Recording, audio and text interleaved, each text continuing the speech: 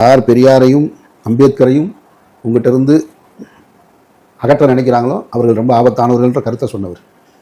பழனி பாபா சொல்லிவிட்டார், யார் பெரியாரை ஏற்றுக்கொள்ளவில்லையோ, யார் அம்பேத்கரை ஏற்றுக்கொள்ளவில்லையோ அவர்களை நீங்கள் ஏற்றுக்கொள்ளாதீர்கள் அப்படின்னு ஒரு டிஃபென்ஸ் ஆகுது. பழனி பாபா சத்தியமாக சொன்னார். அப்ப பழனி பாபா சொன்னதெல்லாம் நீ ஏத்துக்கிறியா? கருணாநிதி குறித்து என்ன சொன்னார் பழனி பாபா? அவன் கொள்கையற்ற கோமாளி, அவன் சுய தேவைக்கு குஷ்பு கூட கூட்டணி வைப்பா, சில்க் ஸ்மிதா ஆதரவுன்னு கிளம்புவான்னு சொன்னாரா இல்லையா? அதை ஏத்துக்க உடன்பிறப்பே மயிரே மாட்டேன் வசனம் எழுத வேண்டாம்.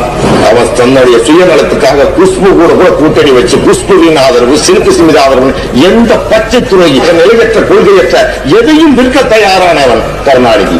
என்ன பார்த்துக்கோ, என்னை விட திராவிட உணர்வுகளுக்கும் திராவிட முன்னேற்ற கழகத்துக்கும் உயிர் விட்டவன், உடல் உழைப்பு அத்தனை சிந்தனவன் எவனும் இருக்க முடியாது என்று விடும் கருணாநிதி. எனக்கு இந்த போது நான் சகோதரர்களை சிந்தித்து இன்னும் கருணாநிதி என்ற கரும்பாம்பை நடிகர்கள் ஏமாந்து கொண்டிருக்கிறார்கள். இனிமேல் திராவிடம். அப்ப பழனி பாபா அன்றைய காலத்துல இதை ஏன் சொன்னார்? ஏன்னா இந்த தரவுகள்லாம் பழனி பாபா கையில கிடைக்கலடா, கிடைக்கல. 50 வருஷத்துல இன்னைக்கு தானே தோண்டி எடுக்கிறோம். அப்ப இந்த தரவுகள் பழனி பாபா கையில கிடைச்சிருந்துச்சுன்னா செருப்பால அடிச்சிருப்பார். ஏன்னா நாய எங்க வீட்டு இஸ்லாமிய பெண்களை பேச நீ யாரு? எனக்கு சலுகை கிடைக்க கூடாதுன்னு சொல்றதுக்கு நீ யாரு? எங்க வீட்டு இஸ்லாமிய பெண்கள் வீட்டில் உட்கார்ந்து உடல் உழைப்பு இல்லாம சாப்பிடுறாங்கன்னு சொல்றதுக்கு நீ யாரு? என்னை 4 எதிரிகள் கற்பிக்கிறியடா, நான் உனக்கு எதிராக என்னடா செய்வேன்னு அந்த கேள்வி கேட்டு மானங்களே கேட்டிருப்பார். அப்ப இந்த தரவுகள் பழனி பாபா காலத்துல கிடைக்கல. ஏன்?